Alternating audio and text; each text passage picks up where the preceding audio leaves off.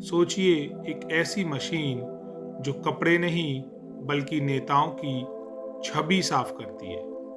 2014 के बाद से कई नेता जिन पर भ्रष्टाचार के गंभीर आरोप थे, बीजेपी में शामिल हुए और उनके केस गायब, रुक गए या ठंडे बस्ते में। इंडियन एक्सप्रेस की जांच में सामने आया कि 2014 से अब तक 25 बड़े नेता जिन पर भ्रष्टाचार के आरोप थे, बीजेपी में शामिल हुए। इनमें से 23 मामलों में कार्रवाई या तो बंद हो गई या रुक गई। ये नेता Congress, NCP, Shiv Sena, TMC, TDP, Sapa, कोई पार्टी नहीं बची। वहीं दूसरी तरफ 2014 के बाद ईडी और सीबीआई की 95% कार्रवाई विपक्षी नेताओं पर हुई।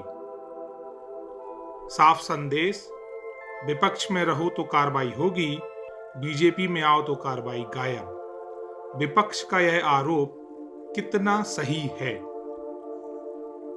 यह पूरी तरह नया नहीं है।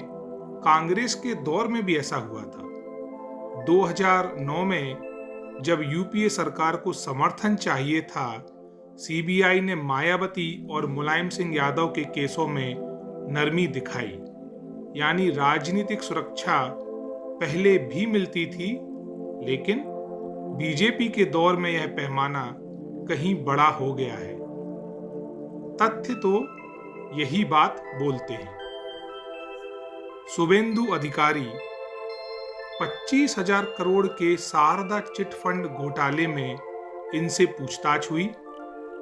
कंपनी के चेयरमैन ने वसूली का आरोप भी लगाया। नारदा स्टिंग ऑपरेशन में कथित तौर पर रिश्वत लेते दिखे। 2020 में बीजेपी में आए। केस जांच अब भी जारी है। अजित पवार 70,000 करोड़ के सिंचाई घोटाले और लवासा प्रोजेक्ट में सस्ती दरों पर जमीन देने का आरोप। 2023 में बीजेपी एनडीए में शामिल हुए और केस बंद हो चुका है। हिमंत बिस्वा शर्मा, शारदा घोटाला, लुइस वर्जर रिश्वत कांड, ऐसे कई आरोप इन पर भी हैं। सीबीआई ने पूछताछ की।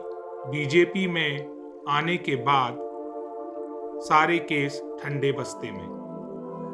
अशोक चव्हाण, आदर्श हाउसिंग घोटाला तो आप लोगों को याद ही होगा। युद्ध विधवाओं के लिए बनी इमारत नेताओं और अफसरों ने कब्जा ली। सीएजी ने नियम तोड़ने और फर्जी खरीद का खुलासा किया। 2012 में इन्हें इस्तीफा देना पड़ा। बीजेपी में शामिल हुए। केस सुप्रीम कोर्ट की स्टे के बाद रुका हुआ है। विपक्ष, राहुल गांधी इसे दुनिया की सबसे बड़ी वॉशिंग मशीन कहते हैं, जहां भ्रष्टाचार के आरोप बीजेपी में शामिल होते ही धुल जाते हैं। सरकार इन आरोपों को नकारती है, लेकिन आंकड़े कुछ और ही बोलते हैं। कांग्रेस के दौर में भी यह होता था, बीजेपी के दौर में यह आम हो गया है, ऐसा विपक्ष का ही कहना है। लोकतंत्र में न्याय अंधा होना चाहिए, चुनिंदा नहीं। जब कानून राजनीति का औजार बन जाए तो छुपता सिर्फ भ्रष्टाचार नहीं, सच भी छुप जाता है। आपकी क्या राय है? कमेंट में जरूर बताएं।